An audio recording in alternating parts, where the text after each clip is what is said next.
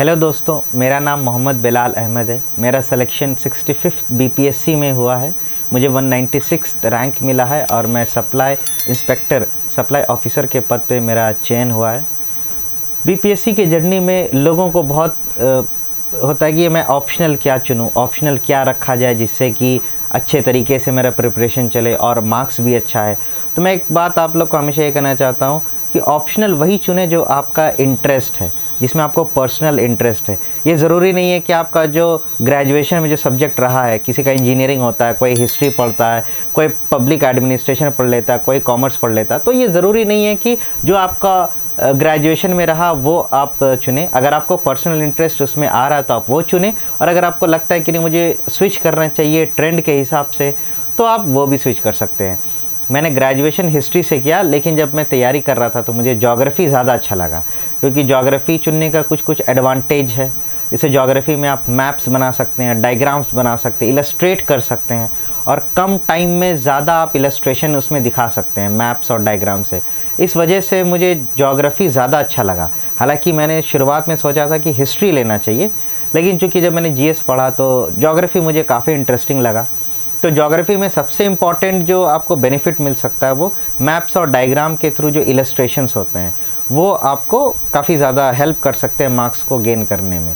और भी स्टूडेंट्स लोग को ये लगता है कि यार ज्योग्राफ़ी का सिलेबस बहुत बड़ा है या हिस्ट्री का सिलेबस बहुत बड़ा है, तो इसको कैसे कवर करें।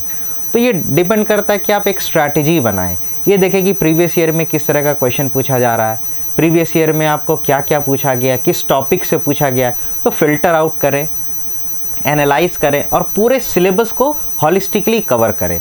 बीपीएससी में जनरली ये देखा गया है कि अगर एक बार 65th में कोई क्वेश्चन पूछा गया है तो 66th में जनरली उसी टॉपिक से सेम क्वेश्चन रिपीट नहीं होता है। तो आप लोग इस तरीके से स्ट्रैटेजी बना सकते हैं। मैंने यही स्ट्रैटेजी बनाया था कि मैंने देखा कि मेरा 65th था, तो 64th में जियोमॉर्फोलॉजी से क्या क्वेश्चन आया, बायोजोग्राफी से क्या क्वेश्चन आया, हर टॉपिक से मैंने फ़िल्टर आउट किया क्या क्या क्वेश्चन आ चुका है। तो हाई चांसेस 90% चांस था कि वो क्वेश्चन दोबारा रिपीट नहीं होगा। तो उसके अलावा उस टॉपिक से जो टॉपिक्स में जो चैप्टर्स में जो बचा, मैंने वो टॉपिक्स को कवर किया। तो इस हिसाब से एक स्ट्रैटेजी ज़रूर बनाएं और कुछ स्टैंडर्ड बुक्स को ज़रूर फॉलो करें। कोचिंग इंस्टीट्यूट्स का मटेरियल तो बहुत हेल्पफुल होता है अगर आप अच्छे इंस्टीट्यूट से पढ़ रहे हैं तो, लेकिन स्टैंडर्ड बुक्स को ज़रूर देखें। ऑप्शनल में ज्योग्राफ़ी हमारा ऑप्शनल, तो उसमें पार्ट्स होते हैं physical geography, human geography, Indian geography. तो हर किसी का एक स्टैंडर्ड बुक लें। जैसे मैंने इंडियन ज्योग्राफ़ी के लिए माजिद हुसैन की बुक को मैंने पढ़ा था।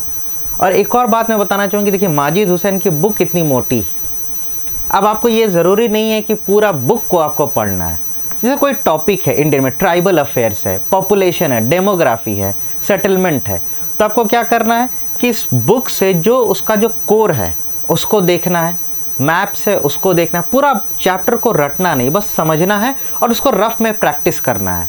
जैसे हम लोग को वाटर ट्रांसपोर्ट का एक क्वेश्चन आया था 65th के ज्योग्राफी ऑप्शनल में, तो वाटर ट्रांसपोर्ट का मैंने इससे वाटर ट्रांसपोर्ट निकाला, कहाँ पर क्या वाटर नेशनल वाटरवेज है वो मैप्स में, वो मैप मैंने इंक्लूड किया। उसके बाद धीरे धीरे उसके बारे में कौन सा कहाँ पे जाता है, नेशनल वाटरवे 1 कहाँ से इलाहाबाद से सदिया दुबरी कहाँ तक जाता है, ये सब आपको देखना है और उसको इम्प्लीमेंट करना। पूरे बुक को नहीं पढ़ना है, क्योंकि आप ग्रेजुएशन नहीं कर रहे हैं ज्योग्राफी में, आपको एग्ज़ाम क्वालिफाई करना है।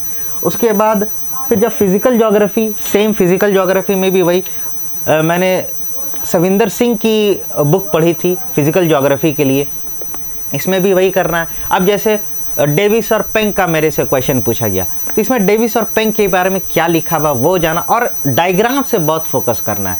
जो बुक में लिखा हुआ है उस पर तो आपको पढ़ने के बाद तो कंसेप्ट तो आ ही जाएगा, लेकिन आपको एग्ज़ाम में क्या करना है, इस बुक्स में जो डायग्राम्स है, जो इलस्ट्रेशंस है, उस पर ज़्यादा ध्यान देना है। तो इस बुक का आपको इस्तेमाल किस में करना है, ज़्यादा डायग्राम्स, इलस्ट्रेशंस क्या दिया हुआ है उसी को इंटरप्रेट करके आपको कंसेप्ट समझने के बाद उसको लिखना है।